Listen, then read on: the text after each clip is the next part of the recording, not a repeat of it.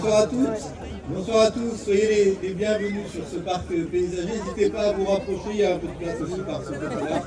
Je vais évidemment dans quelques instants donner la parole à François Ruffin. Je dirai quelques mots avant, mais c'est une tradition dans nos meetings, à chaque fois que ce soit Christelle Ardouin, ma suppléante, qui ouvre nos meetings comme nous faisons depuis un an. Donc je lui laisse la parole. Christelle Ardouin, suppléante conseillère municipale de la Chapelle-Launay.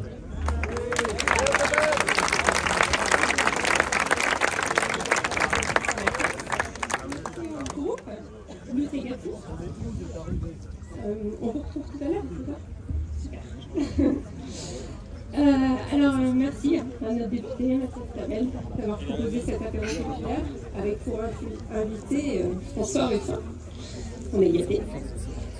François, tu es fondateur du journal Fakir, et pour ma part, j'ai commencé à suivre le réalisateur des précieux commentaires documentaires Merci Patron, Le du Soleil et Debout les femmes. Et tu as attaqué ton deuxième mandat de député de la Somme. Nous sommes nombreux à apprécier tes prises de parole, ton humour, ton parler vrai, il est là. C'est lui que je parle comme ça, d'accord. Merci à toi de faire rentrer le quotidien des gens dans l'Assemblée nationale et par la même occasion de faire grogner ces grincheux qui osent parler de démagogie alors que beaucoup d'entre eux sont complètement déconnectés du terrain.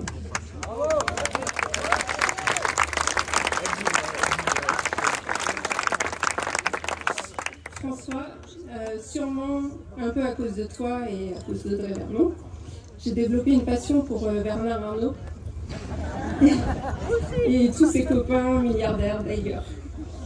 Depuis que je m'intéresse aux questions sociales et environnementales, bizarrement, je retombe toujours sur le même responsable, l'égoïsme, maladie des riches, visiblement, car rares sont ceux qui partagent le gâteau.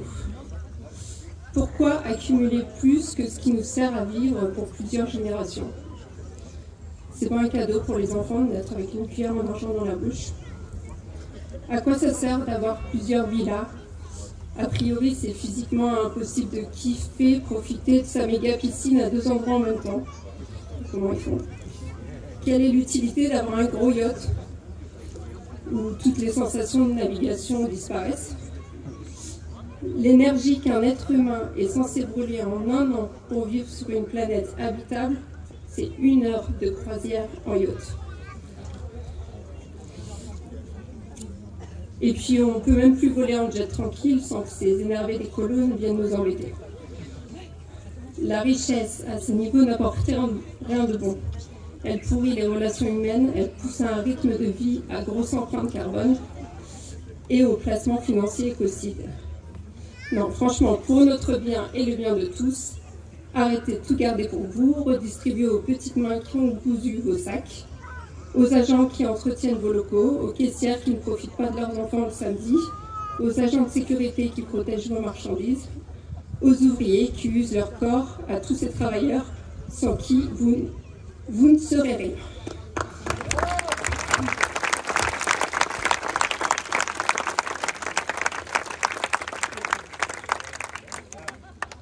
Abandonnez les pubs. Votre monde consumériste s'effondre et les rêves de grosses voitures et de vacances en avion sont has-been. On veut un boulot qui a du sens, avec des salaires corrects, pour bien manger et se loger. On veut des services publics, on veut partager, créer, vivre au rythme des saisons, en harmonie avec la nature, on veut une vie digne pour tous. Même vous, milliardaires, cohabitants de la planète Terre, je vous souhaite de vivre dignement. Vous devez en avoir marre d'avoir du sang sur les mains et porter une grande part de responsabilité du réchauffement climatique. À seulement 63 milliardaires français, vos placements financiers émettent autant de gaz à effet de serre que 50% de tous les Français. Ça vient du rapport Oxfam Greenpeace de 2022. Ça vous intéresse. Un Bernard Arnault, en 2018, c'était, rien que pour sa consommation personnelle, son train de vie, 10 000 tonnes en équivalent CO2. Un Français, c'est 10 tonnes, et il faudrait qu'on descende à 2 tonnes. Donc nous, On doit diviser par 5, mais lui par 5000, qui l'intéresse découper en petits morceaux. Bon, par chez nous, on a plein de solutions à vous aider pour retrouver votre dignité. Mais reste à bien voter. Par chez nous, on a bien voté. On a un député qui se bat pour une vie digne depuis plusieurs années et depuis 1 an à l'Assemblée nationale.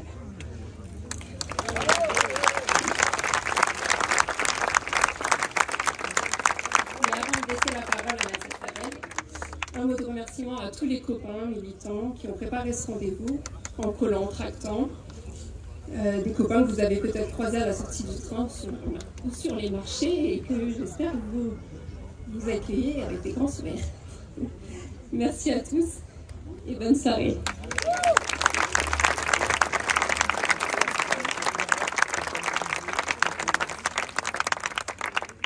Merci Christelle.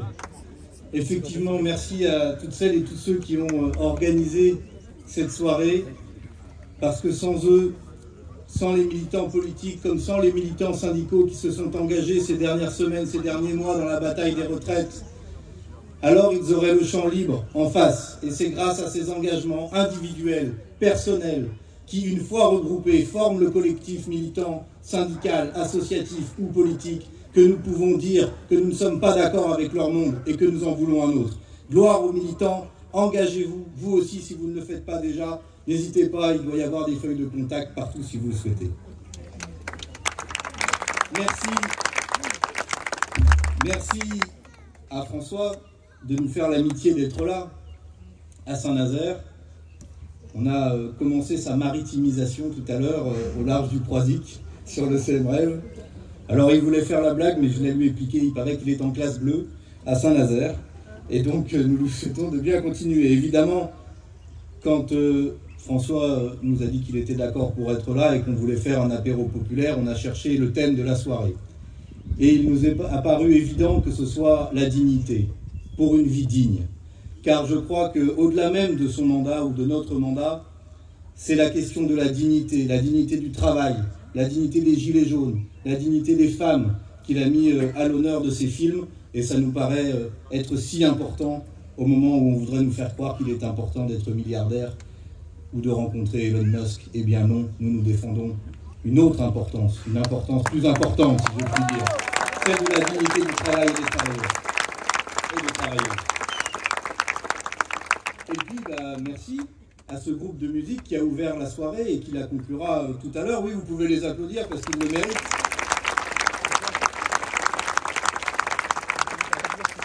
The Blues Legacy s'appelle. Notez-le si vous en entendez parler ou parlez-en autour de vous. On voulait mettre de la musique.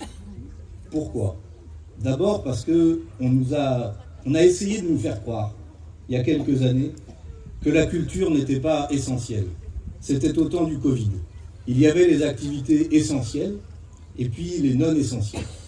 Et parmi les non essentielles, il y avait la culture, il y avait les salles de spectacle, il y avait toute cette créativité, tous ces arts dont quelqu'un a un jour estimé qu'ils n'étaient pas essentiels à la vie. Si l'art, la culture, la création, la poésie sont essentiels à la vie, ils sont essentiels pour le droit au bonheur, qui est la raison d'être de l'être humain. Ils sont essentiels parce que l'émancipation ne se découpe pas en tranches. Il n'y a pas d'un côté l'émancipation sociale des travailleurs qui serait à mettre tout en haut et puis le reste quand on aurait le temps. Non, l'émancipation c'est un tout. Et c'est ce tout-là que nous voulons aussi marquer par le fait de mettre un peu de musique, un peu de gaieté, un peu de bonheur dans cette soirée. Voilà ce que nous voulons faire. Et puis enfin, oui, nous voulons essayer de faire de beaux moments, parce que c'est une bataille culturelle qu'on mène contre ceux d'en face. Et nous voulons donner envie de s'engager dans cette bataille culturelle avec nous pour changer le monde qu'ils font pour nous, à notre place, et que nous voulons changer une fois que nous aurons gentiment indiqué la sortie à ces messieurs et dames qui nous gouvernent. Voilà ce que nous faisons. Donner envie, parce que le mouvement social qu'on a connu, le plus puissant depuis 1968, bien sûr, il n'a pas remporté la victoire qu'on espérait tous là à cette heure. Mais ce n'est pas fini, ça reviendra. Nous continuerons la bataille chaque fois que nous en aurons l'occasion. Et surtout, peut-être que nous n'avons pas encore gagné. Mais eux, ils ont déjà perdu.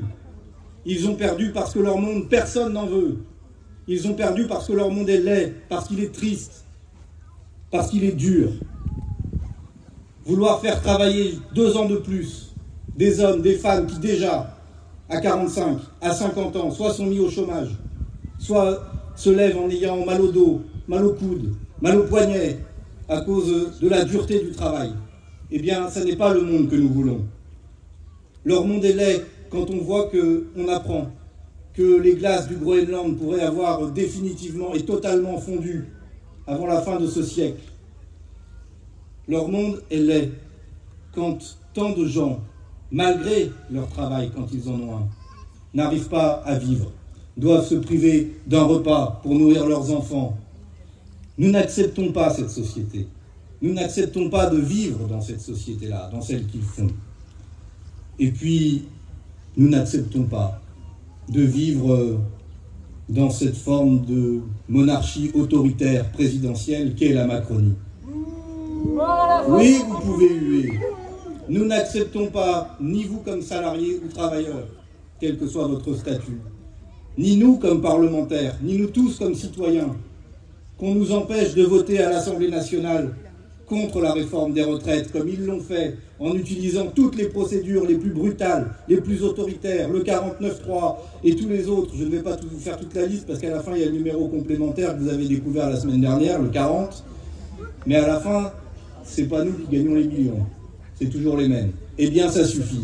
Cet autoritarisme, cette volonté de maltraitance sociale, d'inaction écologique, ça suffit. Nous ne voulons pas de leur monde. Nous le refusons, et c'est pour ça que depuis 1 an, nous avons fait œuvre d'opposants. Et nous l'assumons, nous le revendiquons. Nous n'avons rien à voir avec le monde qu'ils construisent.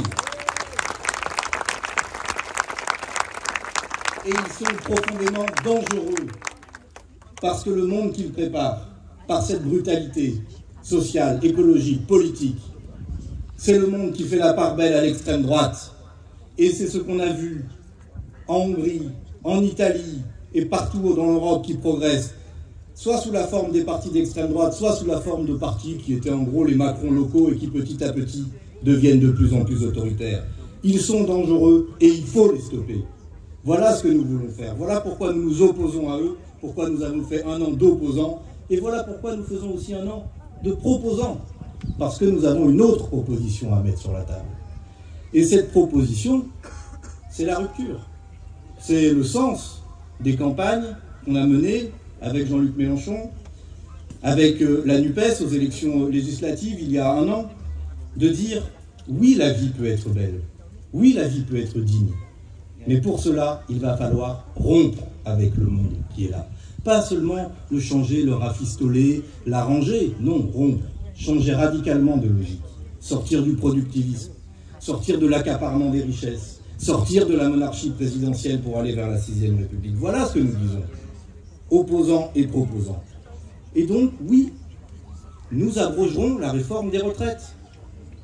Nous abrogerons la retraite à 64 ans et nous referons la retraite à 60 ans. Voilà ce que nous défendons. Et peut-être qu'à cette heure-là, nous ne sommes pas parvenus, mais ça reste écrit sur le papier de ce qu'il y a à faire et en haut du papier de ce qu'il y a à faire. Oui, nous allons faire la bifurcation écologique de la société par la sobriété. Christelle en a bien parlé. Et ceux qui ont le plus doivent commencer à être le plus sobres. Parce que quand on dit sobriété, c'est pour certains, c'est l'ébriété. L'ébriété énergétique, l'ébriété des transports longue distance polluants, l'ébriété de toute une série de consommations somptuaires dont nous n'avons pas les moyens. Les riches vivent au-dessus de nos moyens et au-dessus des moyens de la planète.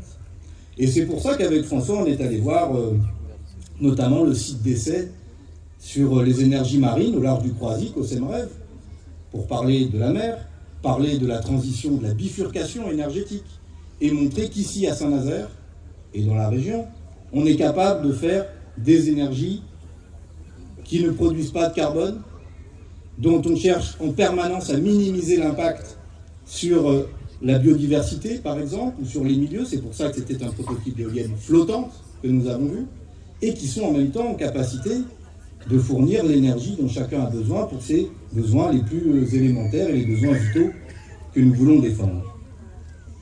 des propositions, des idées pour un monde meilleur. Je vous ai parlé de la 6e République. François pourrait parler du référendum d'initiative citoyenne qu'ont porté aussi les Gilets jaunes et que nous portons aussi, et auquel il faudra bien arriver pour qu'on ne soit pas obligé d'aller mendier des droits de référendum auprès d'un Conseil constitutionnel qui nous les refuse parce que M. Juppé a décidé que ce n'était pas le moment. Nous sommes des citoyens adultes et nous avons droit à une démocratie adulte et continue, et pas seulement une fois tous les 5 ans. Et puis enfin, des propositions, je vais en porter, pas plus tard que la semaine prochaine, à l'occasion d'un projet de loi qu'ils appellent « Partage de la valeur dans les entreprises ». Ah, on se dit chic, enfin. On va peut-être enfin pouvoir discuter de salaire. Ah bah non, c'est pas dans le texte. On va peut-être pouvoir discuter indexation des salaires sur l'inflation. Ah bah non, c'est pas dans le texte. Hausse du SMIC. Ah bah non, c'est pas dans le texte. Fin des exonérations de cotisations qui permettent aux entreprises de priver les salariés du droit à un salaire et donc au droit au chômage et à la retraite que leur donnent ces cotisations. Non, c'est pas dans le texte. Au contraire, il y a encore des exonérations. Des exonérations, des primes, de l'intéressement, de la participation exonérée surtout. En gros, n'augmentez pas vos salaires, sinon il y aura moins de résultats pour l'entreprise et vous aurez moins d'intéressement. Alors que si vous baissez votre salaire, peut-être vous aurez un peu d'intéressement ou de participation à la fin. C'est ça leur logique. C'est un marché de dupes. C'est une escroquerie. Et nous allons bien sûr proposer, nous, tout ce que je viens de vous dire et d'autres choses pour, par exemple, faire en sorte que quand les actionnaires veulent s'augmenter, ils soient obligés d'augmenter les salaires d'autant. Ça va, c'est raisonnable. On pourrait dire déjà que vous avez assez pris, on s'arrête là. Mais on leur dit, si vous voulez vous augmenter de 10%, bon, c'est beaucoup, mais au moins, augmentez les salaires de 10%, sinon vous n'avez pas le droit. C'est une manière... voilà. Et puis on portera aussi plusieurs propositions pour que cesse cette injustice absolument insupportable qui est l'inégalité de rémunération entre les hommes et les femmes. Et c'est notamment ma collègue Marianne Maximi qui portera ces propositions-là, pour qu'il y ait des commissions de salariés pour contrôler ce qui se passe dans les entreprises, pour que les entreprises qui n'arrivent pas à démontrer qu'elles respectent l'égalité salariale soient obligées de verser des primes supplémentaires pour les femmes, que quand on fait des heures complémentaires, qu'on est à temps partiel et qu'on fait des heures complémentaires, elles soient autant majorées que les heures supplémentaires que font les salariés à temps plein, parce qu'il y a là une double peine qui vient s'appliquer, etc., etc. Vous voyez que, proposant, nous le sommes tout le temps. Et nous continuerons à l'être. Nous continuerons à l'être parce que moi je suis profondément convaincu d'une chose, et je vous l'ai déjà un peu dit, c'est que demain est à nous. Leur monde ne fait pas envie. Bien sûr, tout le monde n'est pas encore convaincu de ce que nous proposons. Mais nous voyons ces élèves ingénieurs qui disent qu'ils ne veulent plus travailler comme ça. Nous voyons ces salariés qui se mobilisent sur les retraites. Nous voyons ces militants qui viennent défendre le bien commun qu'est l'eau en disant « nous ne voulons pas continuer dans cette folie ». Et donc, nous avons, nous, la possibilité, la responsabilité de faire grandir cette envie d'un autre monde qui est toujours possible. C'est faire grandir l'insoumission, c'est faire grandir l'Union populaire, c'est faire grandir la NUPES pour que tous ceux qui s'y retrouvent puissent y être. Voilà ce que nous faisons, et voilà pourquoi c'est important que François soit là aussi. Parce que on nous parle, alors tout à l'heure, et on a vu un journaliste, une journaliste, alors lui, il parle de 2027, moi il commence à me parler de 2026, on ne sait même pas pourquoi. On est en 2023, c'est ça qui compte. C'est le mouvement qui vient d'avoir lieu.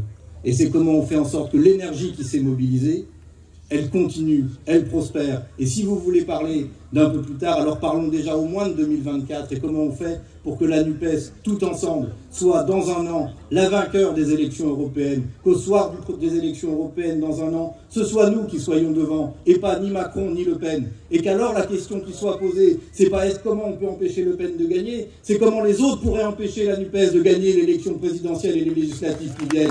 Voilà l'ambition qui est la nôtre. Voilà ce que nous voulons faire. Gagner pour transformer, gagner pour bifurquer, être opposant, proposant et demain gouvernant. C'est ça la feuille de route qui est la nôtre. Et comme j'ai déjà été trop long, je laisse la parole à François Ruffin. Merci à vous.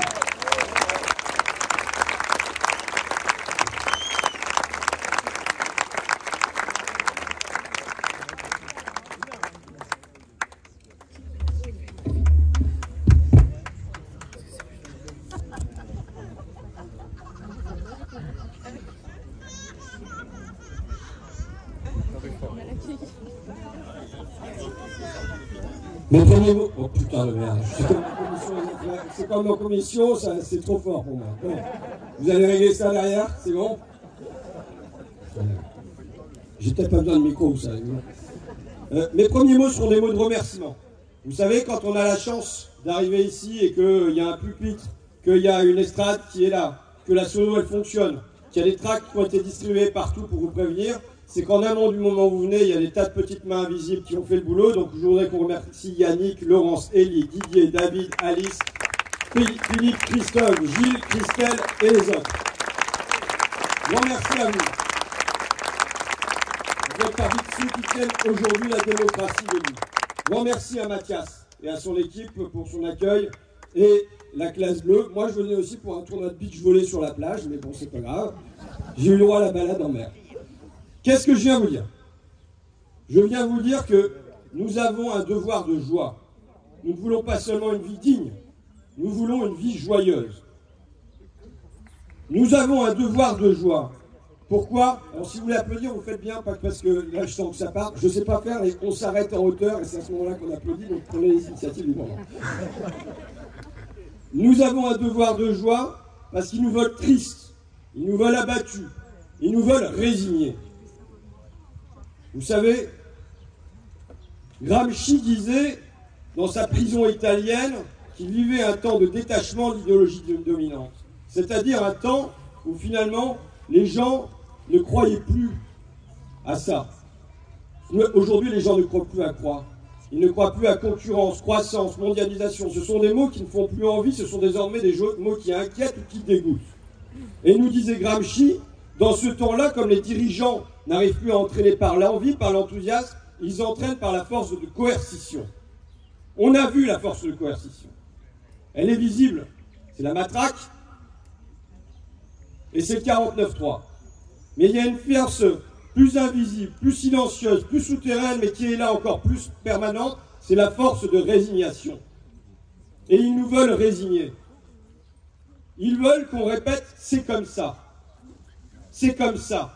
Cette tautologie du ça qui renvoie au ça, comme si la réalité ne pouvait renvoyer qu'à la réalité, et que ça n'avait pas été un jour autrement, que ça ne pouvait pas être ailleurs autrement, et que ça ne serait pas demain autrement. Ils veulent nous enfermer dans le c'est comme ça, et face à ça, nous avons un devoir de joie.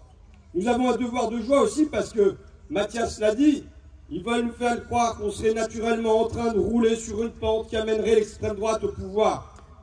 Il n'y a pas de fatalité dans l'histoire. 1929, ça a donné le nazisme en Allemagne, mais le New Deal aux États-Unis et le Front populaire en France. Donc l'histoire, elle reste ce que les hommes et les femmes en font, elle est ce que nous, ici, nous en ferons.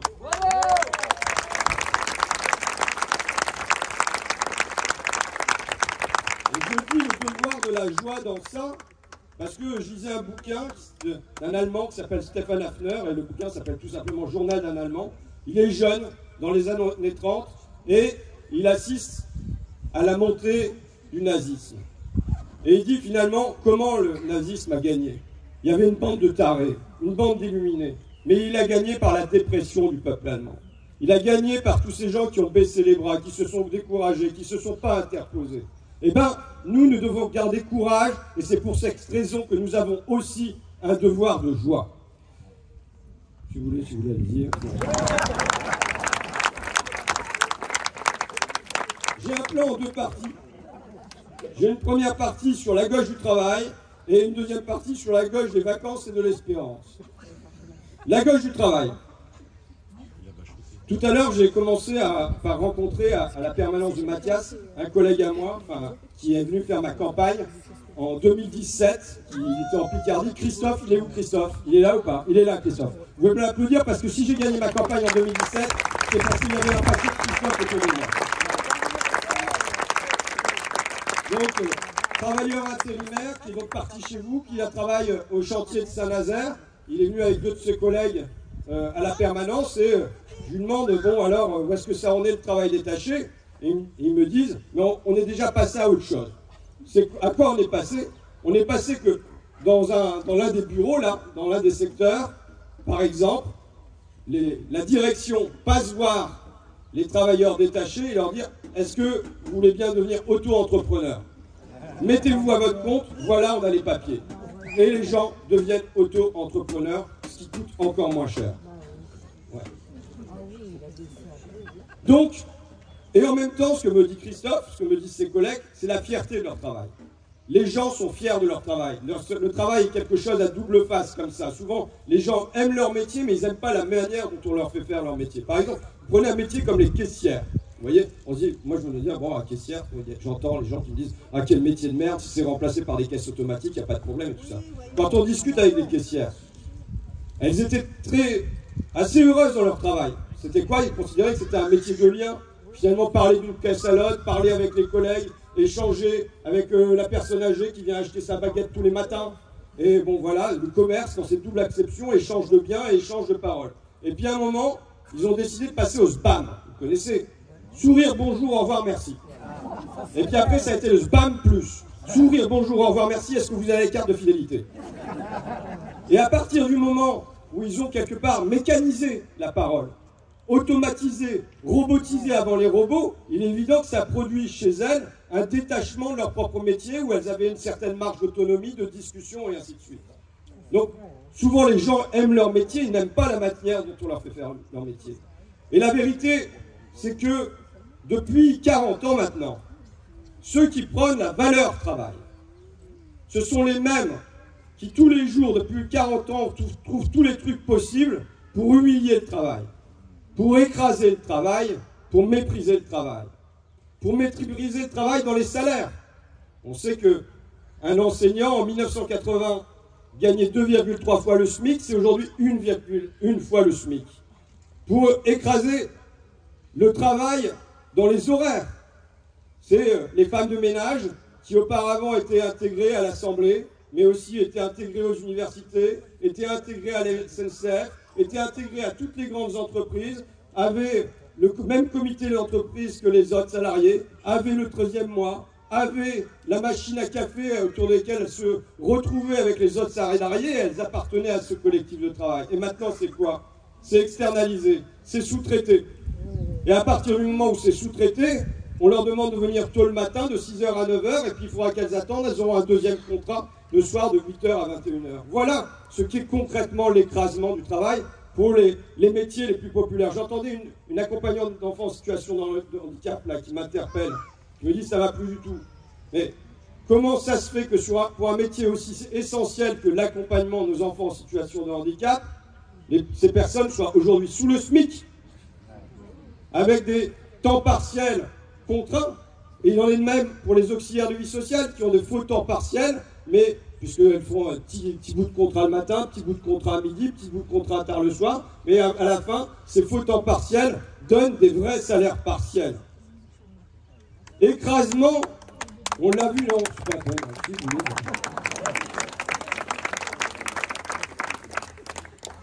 Je participais à un colloque il y a 15 jours, 3 semaines, qui était « Travaillez moins, travaillez mieux, travaillez tous ». Je vous le dis, la priorité de la gauche doit être le travailler mieux. Le travail est mieux. Aujourd'hui, le mal-être au travail est époustouflant. Le malaise dans la civilisation du travail.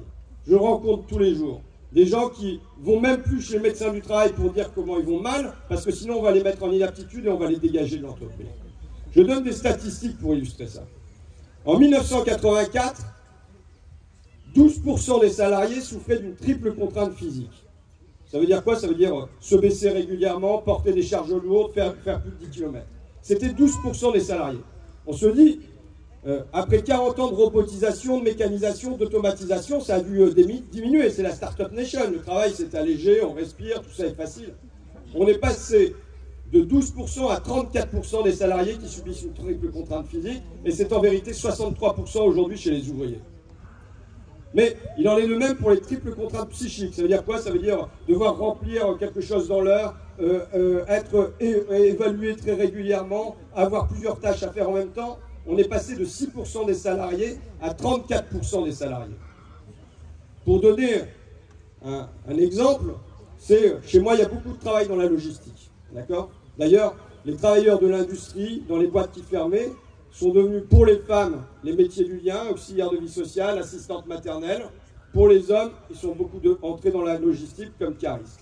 Le travail d'un cariste, auparavant, il était comme moi, avec ses petits papiers devant lui, et il se faisait son chemin en disant, bon, bah, je vais passer par ce casier-là, puis après j'irai dans ce casier-là et tout ça.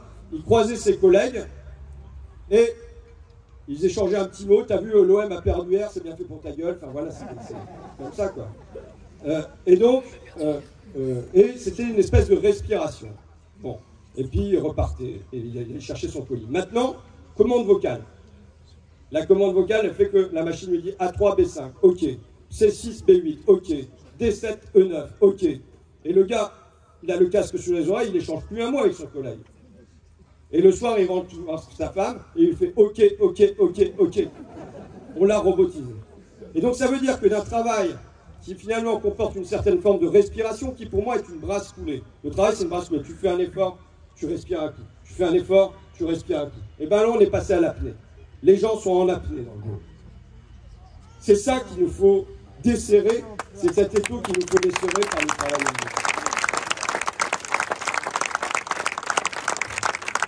Je le dis, 40 ans d'écrasement du travail. 40 ans qui pour moi a une cause majeure qui est la mondialisation, qui s'appelle ici le travail détaché, avec la mise en concurrence des travailleurs entre eux. Mais chez moi, c'est très clair, c'est qu'est-ce qui se passe ? À l'ouvrier de chez Dunlop, on lui dit, regarde en Estonie, le prix d'un pneu de sortie d'usine est beaucoup moins cher. C'est-à-dire, à l'ouvrier, on demande de regarder vers le bas et vers l'est. Par contre, le patron de chez Total s'augmente de 10% parce qu'il dit, bah non, mais le patron d'Exxon, lui, il est payé plus cher, donc lui, il regarde vers l'ouest et vers le haut. Cette mondialisation a tracé comme un fil à couper le beurre entre les vainqueurs et les vaincus. 40 ans que ça dure. Je veux vous donner un motif d'espoir auquel je crois profondément.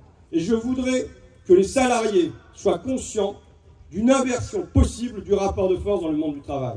C'est tout ce qu'on appelle les métiers en tension aujourd'hui. Ça ne va pas se faire tout seul. Ça ne va pas se faire tout seul, mais je vous dis qu'il y a une donnée majeure qui peut permettre cette inversion du rapport de force. C'est quoi? C'est la donnée démographique. Comprenez qu'elle est clé. Il y a de moins en moins de personnes en âge de travailler. C'est une évolution démographique.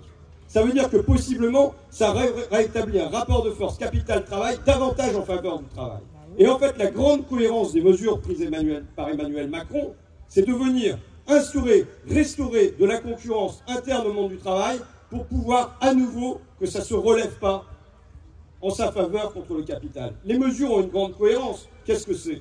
C'est les mesures sur l'assurance chômage, qui fait qu'un cariste du Nord doit être flexible, mobile, assez souple pour devenir serveur dans le Sud. C'est la réforme qu'on va avoir sur le revenu de solidarité active. C'est la loi sur les retraites qui, en étendant à 64 ans, étend le réservoir de main-d'œuvre et fait que c'est noté par l'OFCE qui dit que ça va être moins 3% de pression à la baisse sur les salaires.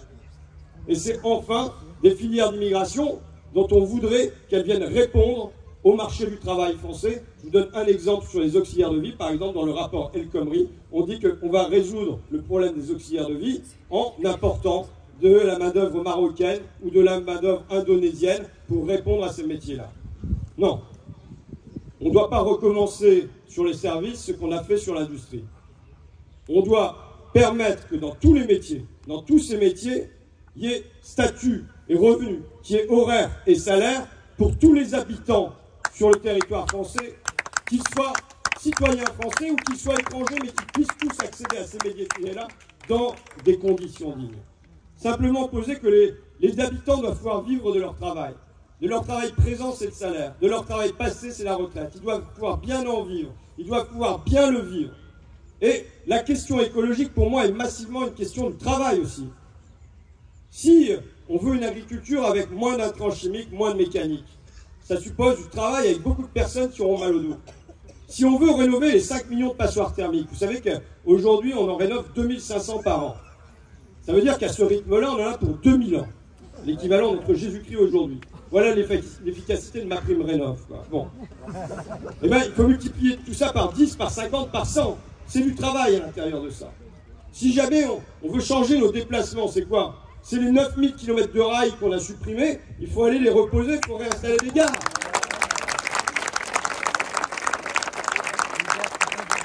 Moi, je suis pour. un atelier de réparation par quartier, par canton, pour que quand le téléphone tombe en panne, que l'ordinateur tombe en panne et ainsi de suite, on n'aille pas changer ça, mais qu'on le répare. Et bien ça, c'est du travail. Mais une société de l'écologie, pour moi, c'est une société qui fait basculer le progrès du côté de plus de biens vers le côté de plus de liens. C'est la raison pour laquelle je fais un rapport sur les métiers du lien, pour laquelle je fais un film sur les métiers du lien, pour donner à voir que c'est évidemment une cause féministe, puisque 90% et plus qui occupent ces métiers-là, ce sont des femmes, et finalement, si on les méprise, si on les maltraite, c'est parce qu'il y a une forme d'inconscient collectif qui fait qu'on se dit, bon bah, après tout, elles ont fait ça gratuitement, s'occuper des enfants, des personnes âgées, des malades, elles ont fait ça gratuitement à la maison pendant des siècles. Maintenant, on les paye un peu pour le faire dehors, elles ne vont pas nous emmerder en plus. Bon, c'est ça. Donc, cause féministe, cause sociale, des centaines de milliers de personnes qu'on peut sortir de la pauvreté alors qu'elles travaillent. Mais pour moi aussi, cause écologique. Parce que ça vient poser le fait que le progrès demain, ça ne sera pas un nouvel iPhone connecté au frigo qui prévient Carrefour Market quand on n'a plus d'olive à l'intérieur. Mais que le progrès, dès aujourd'hui, c'est la qualité des relations, des liens qu'on entretient avec les autres. C'est comment, dans notre pays, on s'occupe, je dirais, du berceau jusqu'à la tombe, comment on s'occupe de nos enfants dans les crèches avec les assistantes maternelles, comment on s'occupe des enfants en situation de handicap, comment on s'occupe des personnes handicapées tout court, comment on s'occupe de nos malades, comment on s'occupe de nos personnes âgées. Est-ce qu'on fait ça, pour reprendre le titre de notre meeting, est-ce qu'on fait ça avec dignité pour une vie digne de la naissance à la mort? Voilà ce qu'est une société écologique et qui suppose donc beaucoup de travail.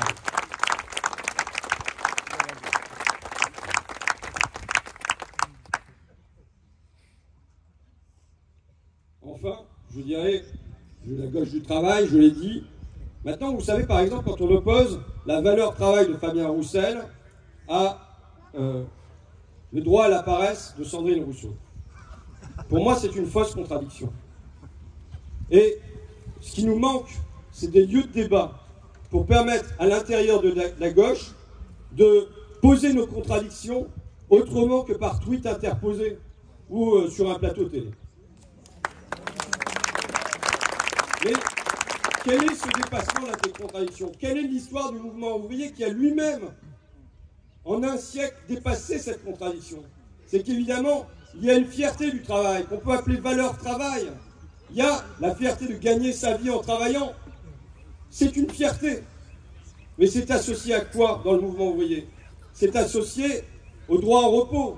C'est le travail, mettre fin au travail des enfants, c'est le congé maternité, c'est le dimanche chômé, c'est le samedi à l'anglaise, ce sont les congés payés, c'est la retraite, puis la retraite à 60 ans. Donc il y a dans l'évidence du mouvement ouvrier une association entre la fierté de gagner sa vie en travaillant et en même temps d'avoir le droit au repos, d'avoir le droit au loisir, d'avoir le droit à une respiration.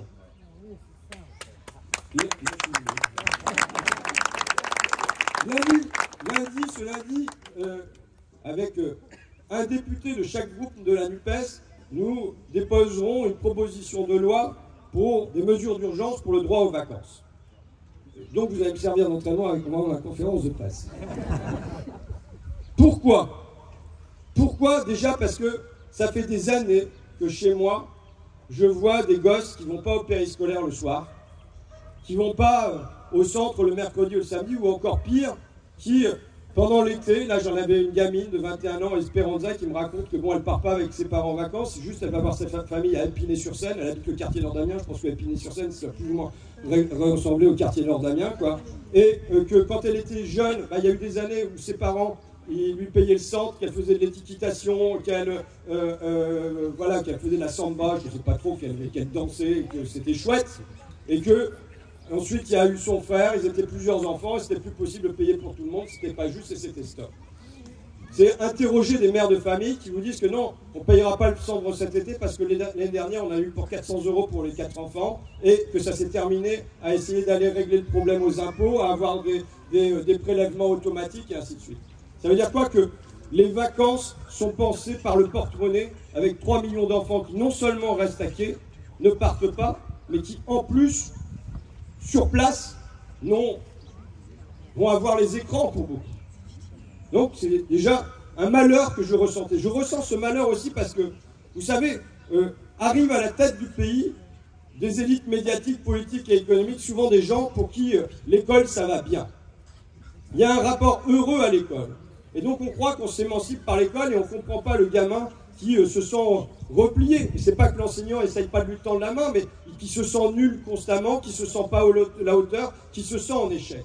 Et je crois que dans ces cas-là, il y a une nécessité d'avoir un autre lieu, un lieu où on est réussi, un lieu où on est fier de soi. C'est le but marqué le samedi. C'est l'animateur, quel mot essentiel, animateur. Animer veut dire réveiller les âmes. Que penser d'animateurs qui vont être payés 600 € par mois? C'est encore une autre manière de maltraiter notre jeunesse. Donc, alors j'ai eu des rapports, du coup, là, comme j'étais sur la proposition de loi vacances, et c'est bien marqué qu'à travers les vacances, les gamins, ils construisent quelque chose bien souvent, qu'ils ne construisent pas dans l'école, la confiance en soi. La confiance en soi. La confiance en soi, c'est le socle. Si vous n'avez pas de confiance en vous, c'est du sable en permanence, c'est des sables mouvants, c'est le Mont-Saint-Michel tout le temps. Et donc, avoir un lieu où on s'épanouit, un temps où on se sent bien, où on éprouve de la fierté, ça participe à construire cette confiance en soi. Voilà pourquoi j'avais cette idée de faire quelque chose pour le périscolaire. Je déteste ce truc. Là, par ailleurs, je le dis parce que c'est comme ça que ça s'appelle, mais périscolaire, ça veut dire il y a le scolaire qui est central et puis le reste, ça tourne autour. Non, je ne suis pas d'accord. Je ne suis pas d'accord avec ça. Et là, réalisant, enfin voilà, je passe des coups de fil, je rencontre des gens et tout ça, je découvre quoi?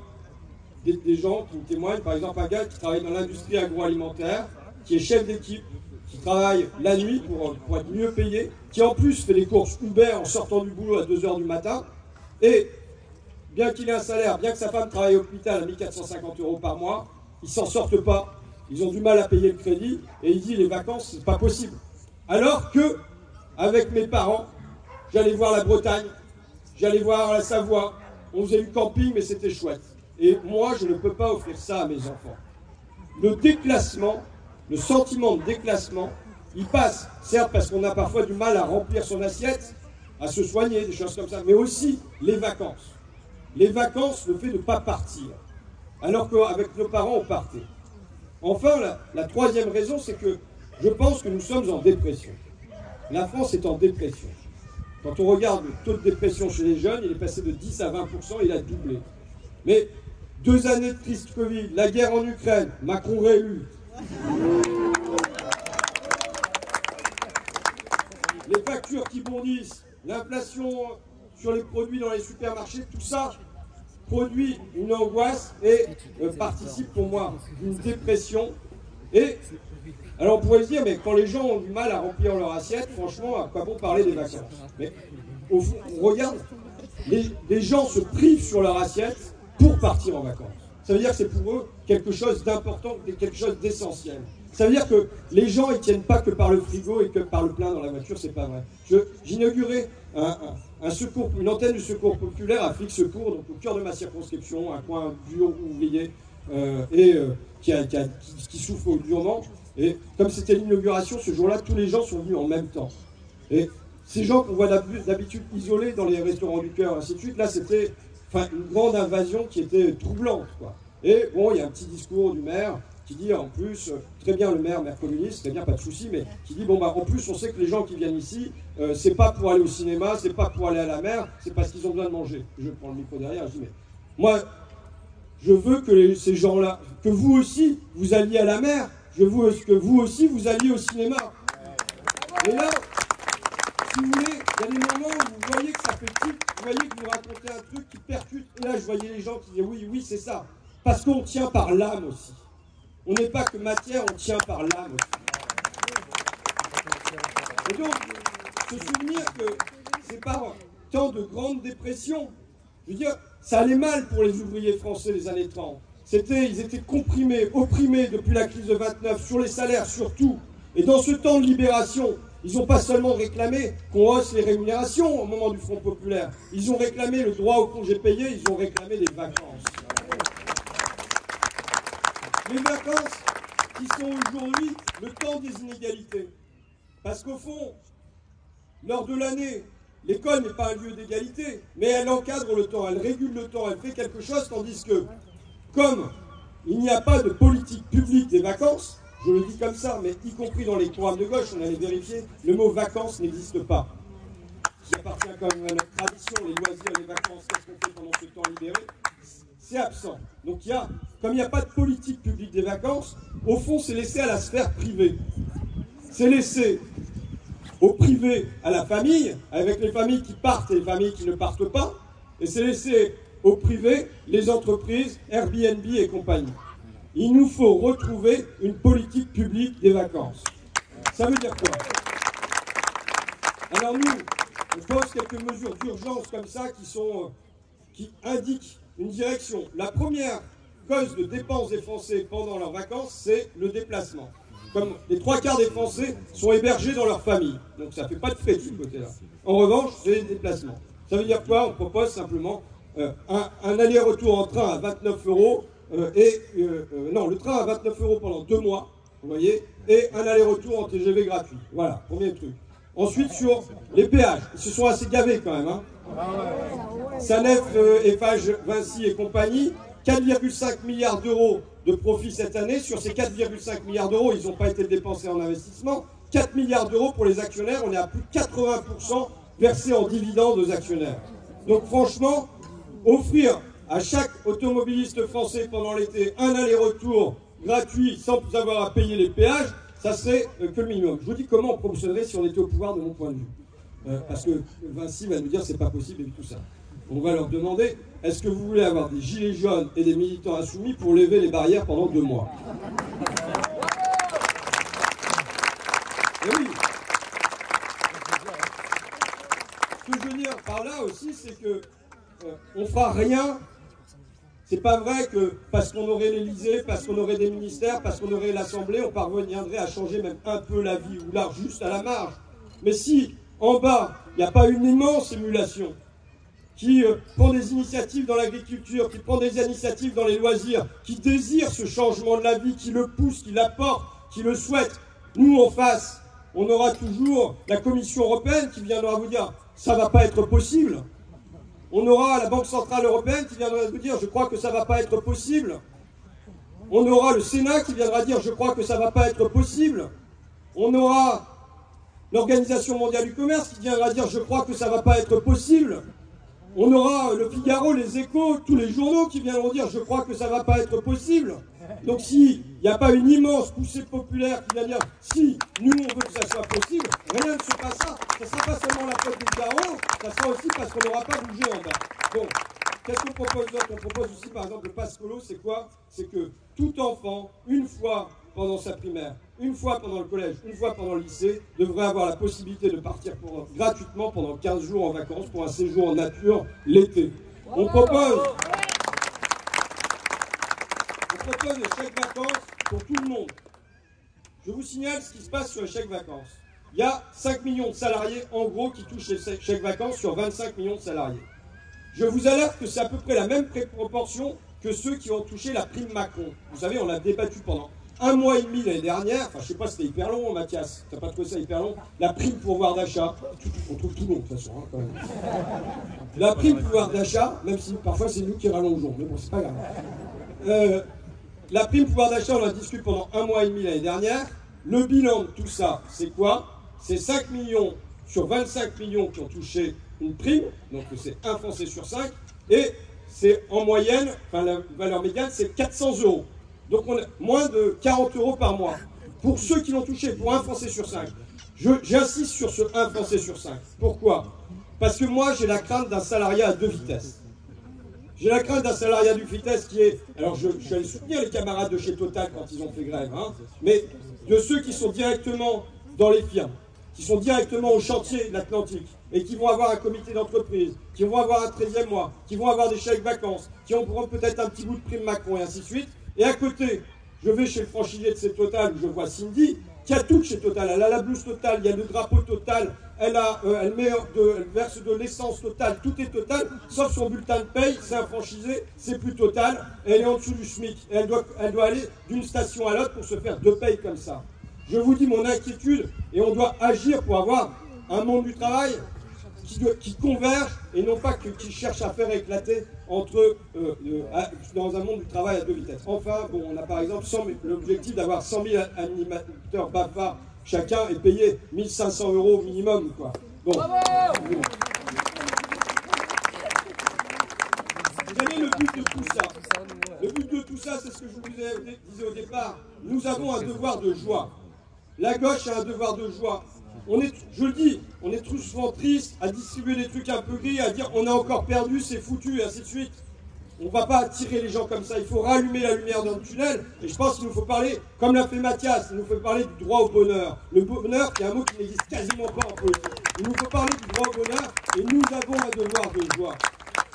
Jean Jaurès disait, nous ne sommes pas des ascètes, c'est la village qu'il nous faut.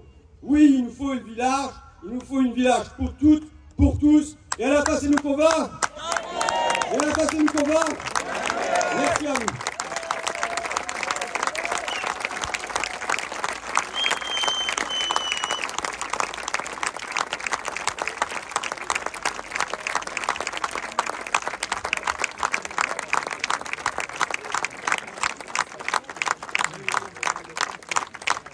Merci François. Merci François, et puisque tu parles des vacances et que tu es venu au bord de la mer, je me permets d'ajouter que dans le livret mer du programme de Mélenchon, il y a le développement des classes de mer pour que tous les enfants, au moins une fois dans leur scolarité, aient été initiés à l'environnement maritime et vu la mer une fois dans leur vie, parce qu'ici c'est facile, mais quand on est ailleurs, c'est moins facile. Et que ça soit, peut-être c'est dans l'école qu'on le portait, et ça rejoint ce que tu dis. Ça fait partie aussi de cet horizon qu'on veut rendre meilleur. Merci à toi, merci à Christelle, merci à vous tous. Restez, les musiciens vont reprendre la place, et puis on va partager cet apéro qui était quand même sur l'affiche. Peut-être que certains sont venus pour ça, peut-être que d'autres sont venus pour autre chose. Donc voilà, un temps de convivialité et un temps de bonheur aussi. Merci à vous toutes et à vous tous. Bonne continuation, puis n'hésitez pas à laisser vos contacts pour participer à cette grande aventure. Merci à vous et place à la musique.